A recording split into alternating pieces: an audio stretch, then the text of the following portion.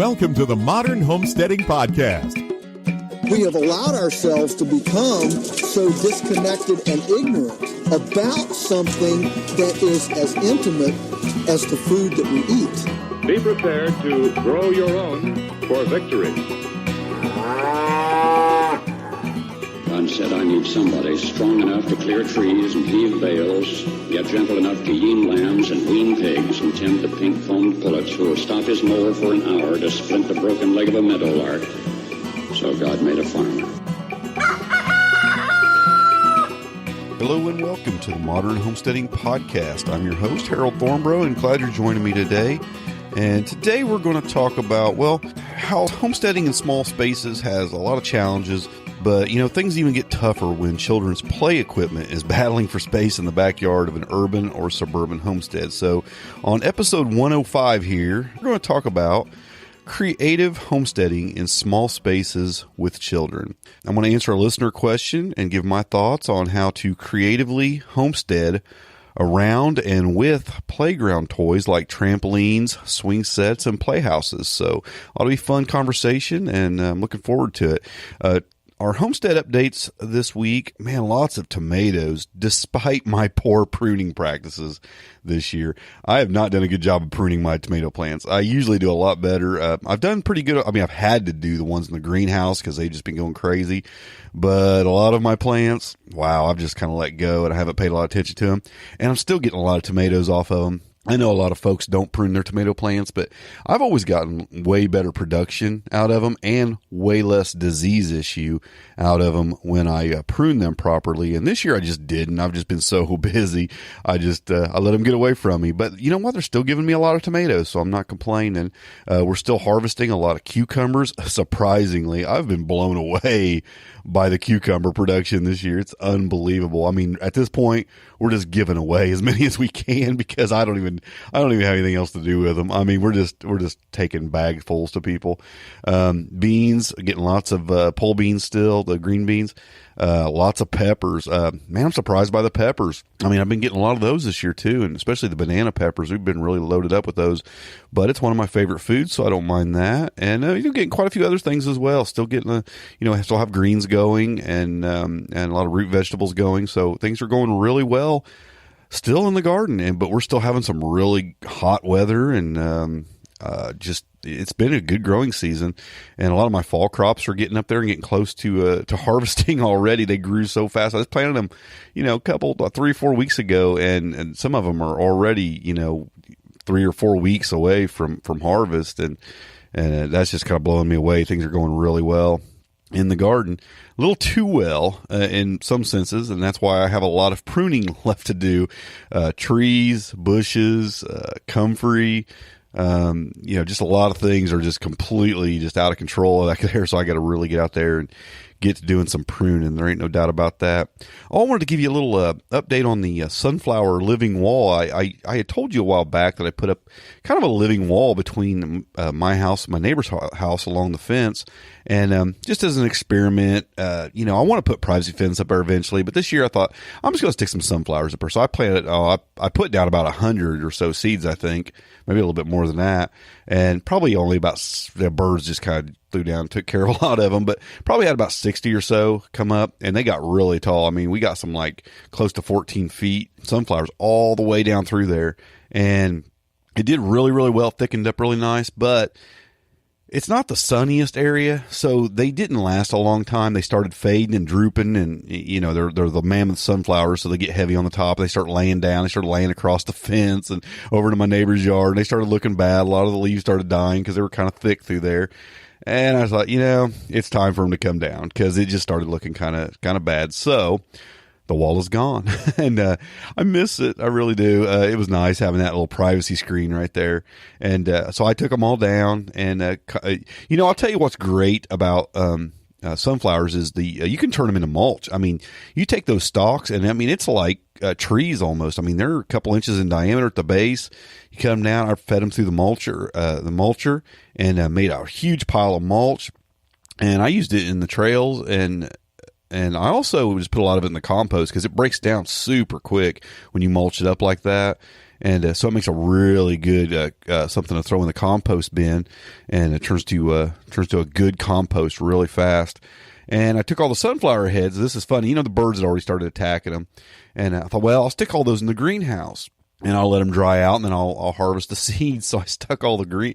It was the funniest thing. I stuck them all, like, clear to the back of the greenhouse, and I just laid them on the floor and all across the base. And I thought, this will work. I'll let them dry out for, a week or two, and then I'll get in here and harvest all these sunflower seeds. Well, the birds actually went. I keep my greenhouse door open and the hatch open all summer, because it's got to get some good airflow through there. And I have tomatoes in there growing all year, so I just leave the doors open. That way pollinators can go in and it doesn't get too hot in there.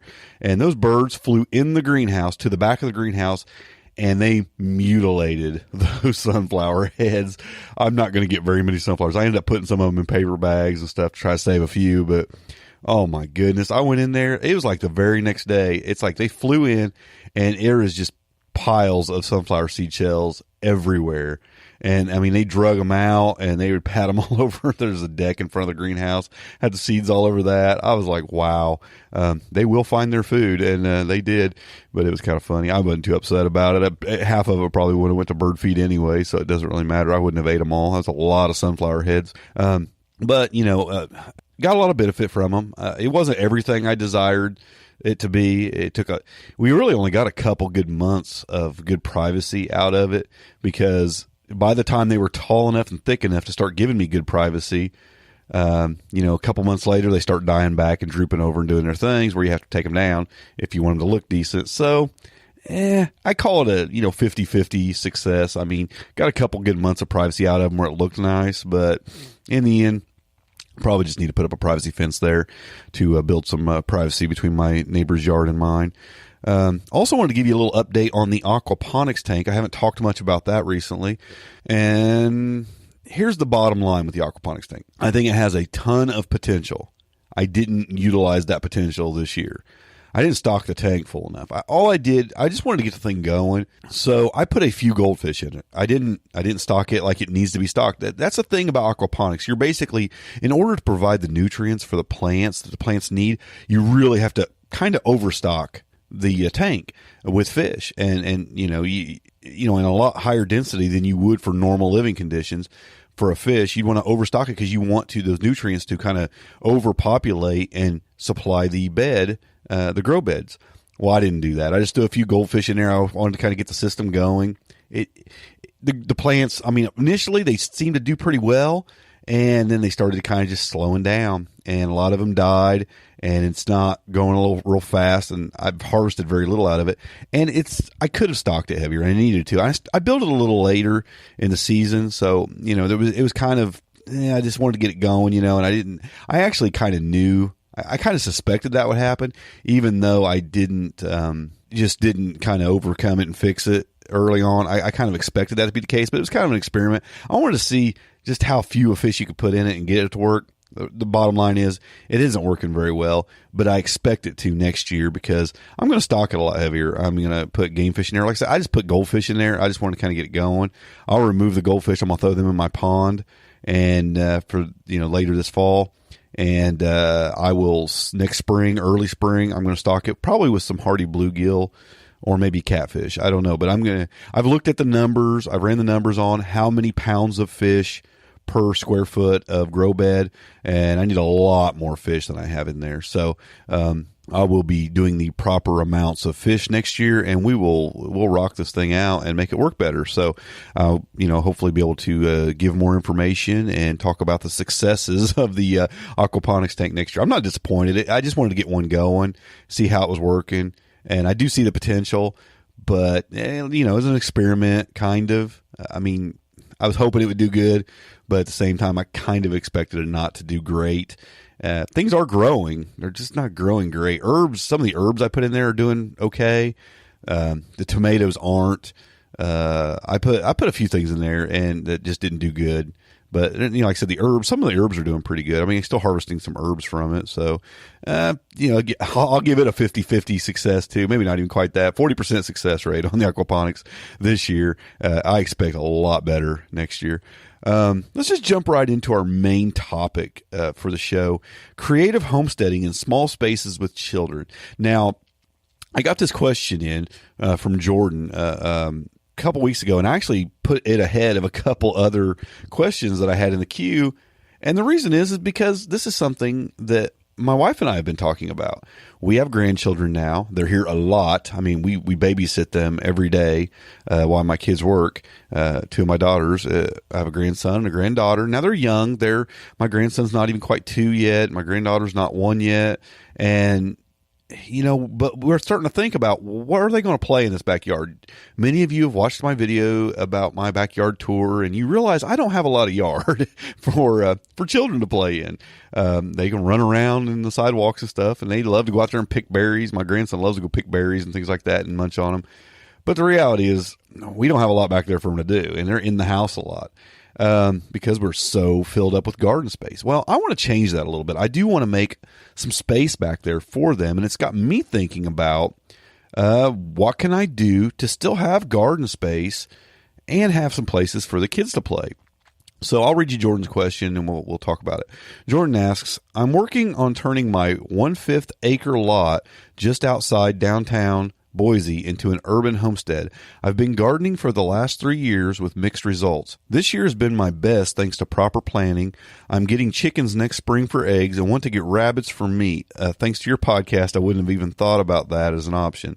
And Nigerian dwarf goats for milk, and light packing on hunting trips with my sons. My problem and question comes in because this summer my mother-in-law bought my kids a 12-foot trampoline, which takes up a lot of space in our yard. I was wondering if you had any ideas of multiple uses I could find for this space hog. I thought about putting chicken wire around the base to use it as a large chicken or rabbit tractor, but I'm not sure how practical that would be. If you have any ideas or suggestions, I would love to hear you talk about it on your podcast, or maybe any other multiple use scenarios for other children's play structures that potential urban homesteaders might have to deal with on their journeys. Thank you for your time and help. I love the podcast and everything you're doing to promote healthy and sufficient living. Well, thanks, Jordan.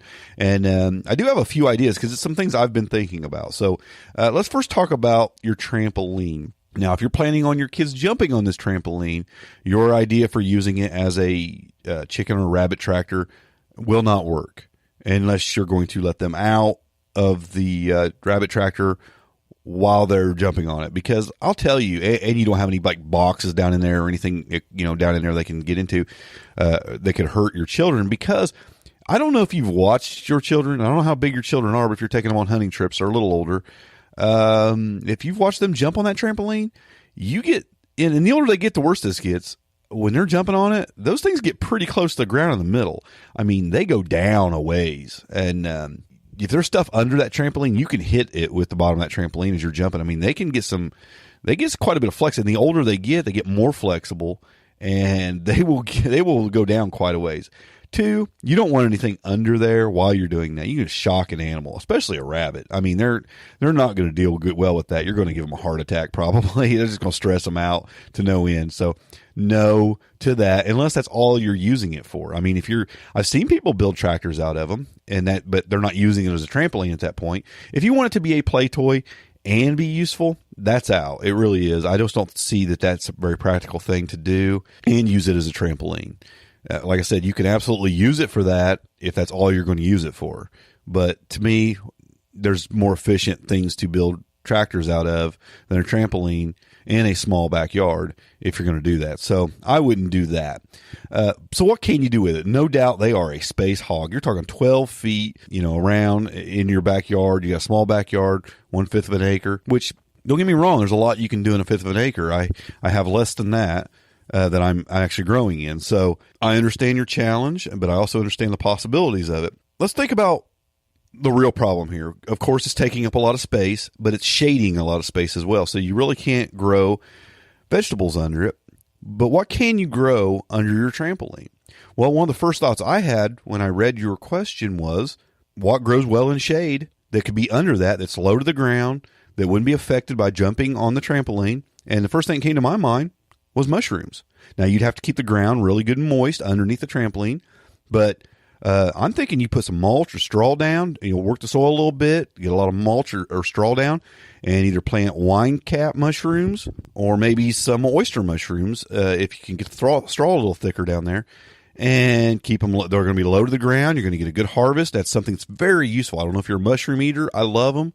And you've got a space here that would be ideal for it, I think, if it's providing really good shade underneath that trampoline. Now, you might have sun coming in from one side of it, like the south side of it, so you might have to move the mushrooms more to the back side of it. But you think, well, that'd be hard to harvest. We could get a couple people and pick that up and move it forward, harvest your mushrooms, put it back over the top of the mushrooms.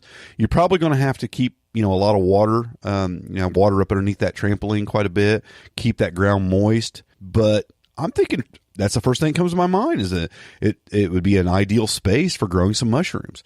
And what made me think of that is I have a shady side of my house, because I'm limited on space, that is ideal for mushrooms. So it's something I want to put some beds in actually and fill with some wood chips, like 4-inch beds, just maybe put 4 inches of wood chips down, inoculate them with some mushroom spore, and get some mushrooms growing over there. And I think your space might be ideal for that as well. Kids jumping on that, they're going to be so low to the ground that they're not going to get into the mushrooms when they're jumping. It just seems like there's no downside to that. I think that would work for you. I don't know how well mushrooms grow in your area, but it just sounds like it could be a good option, and it could provide a lot of food for your homestead and make the best use of that 12-foot space. Now let's talk about, I really can't think of any other great ideas for that other than just moving it, or having some kind of a fold-up system, where you could maybe push it up against a fence or something sideways and then pull it back down when the kids want to use it. I don't know. I mean, there's just not a lot of great options for a big thing like that. But I'm thinking mushroom growing sounds like a pretty good option. There's folks who wish they had some shade to grow some mushrooms in, so it could be something useful for you. Let's just look at some other possibilities, some things I'm looking at for even my grandchildren, and be able to grow some things. Putting in a swing set. We're going to put in a swing set. Those can take up a lot of space. So what am I going to do for growing some stuff? Well, I'm going to use the swing set as a trellis. If you got a standard swing set where you got poles on 4 corners, it's ideal for growing some pole beans. Now, I'd have to prune those pole beans back when they get to the top because they're going to want to walk across the beam across the top, and they're going to want to crawl down the chains. So I'd want to keep them cut back, but still there's an option there for a lot of growing of pole beans up those poles on the 4 corners. I'll just box in some little boxes in the corners. I'll plant some pole beans in there, and I'll let them grow up along the corners, and the kids will still have access to the swings and whatever's in between, the slides and things like that. I'll just have to do a little bit of pruning to keep things clean, or to where it don't get into the equipment. You could also box in the ends of that swing set with lattice. I mean, you could just take lattice, attach it, cut it to the shape of the ends of the swing set, lean it in, or however the swing set's designed, and attach lattice to that and grow anything that vines. I mean, cucumbers, beans, peas. I mean, there's just a whole array of things you could grow up a trellis. I mean, you can grow melons if you wanted to, and you could fill in those ends of that swing set with use it for a trellis for all kinds of vegetables. So that's something I will probably be doing right here on my homestead, because I'm going to want to make the best use of that area, and it'll look neat. And, I want to plant stuff, if the kids get into it, they ain't really going to hurt anything. It's not going to bother me for them to, pick some things, or even if they damage the plants a little bit. So what? It's space that you wouldn't be using otherwise anyway. And if whatever you get from it, you get from it. That's kind of the way I feel about it. But I think a swing set could be absolutely used as a trellis. Now, I'm also looking at putting a little playhouse in the backyard. And I was thinking, wow, that could eat up a lot of space, or maybe even having it on the end of the swing set. But, something that's fairly large for them to get in there and play house or whatever they want to do. Kids love to do their thing. And again, this could take up a lot of space. So I was thinking, well, what could I do that would, grow something, but yet also use it as a teaching tool for the kids? This could be their own little space, their own little garden area. I could actually plant the things on the trellis, like some sugar snap peas, things like that they like to eat, that kids just love to munch on the trellis, because this could be their little place where they could have food growing They could eat some peas. Now I could on the little playhouse, I could put in a window box on a window of a playhouse, and we could grow something really tasty and edible in that little window box. Something they like to eat. I thought about putting on a living roof. Now, again, if I'm going to build this somewhat sturdy, or if I'm going to use one of them old plastic playhouses, you could even use one of those and you could sturdy it up with some 4x4s in the corners or things like that. And you could actually put some very shallow boxes on the roof of this thing and build a living, what they call a living roof or a green roof.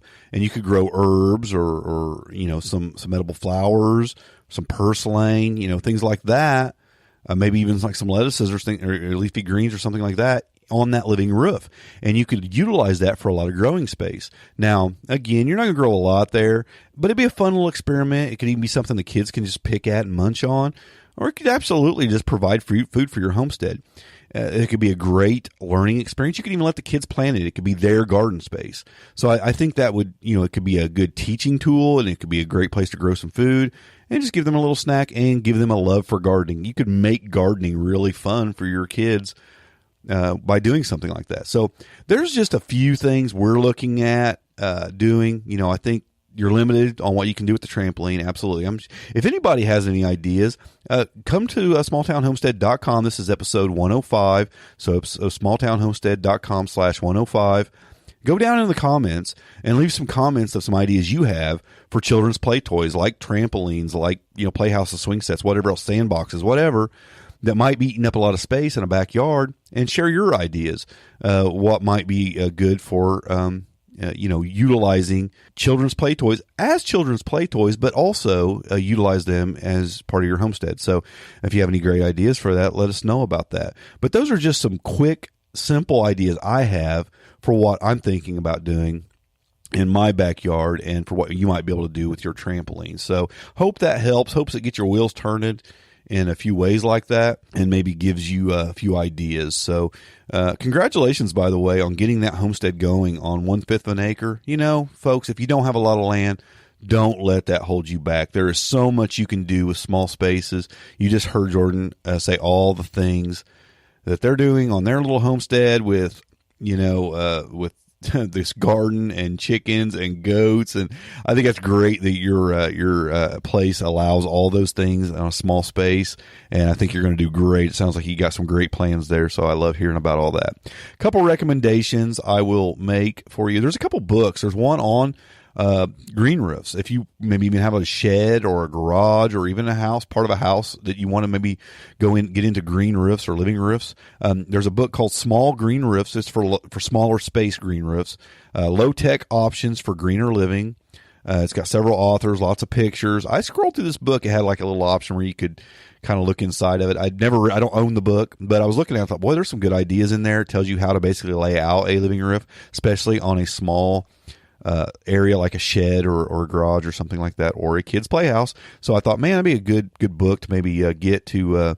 So I'll probably get it, but it's one I'll just go ahead and throw out there that you might want to check out. Also, a book on organic mushroom farming that I'll throw in the.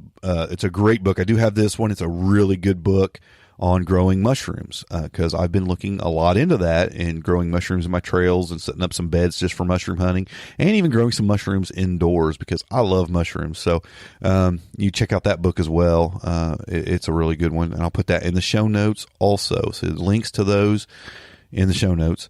This week on the Homestead Life segment, where I share something that's better in my life because of homesteading, and I thought I would just talk to you about our quail egg weekend family breakfast we seem to have every week here lately. I don't know why it is, but every weekend, usually on Saturday morning, my kids show up for breakfast. They come over. We got the grandkids here. We got my kids here. It's just a great time.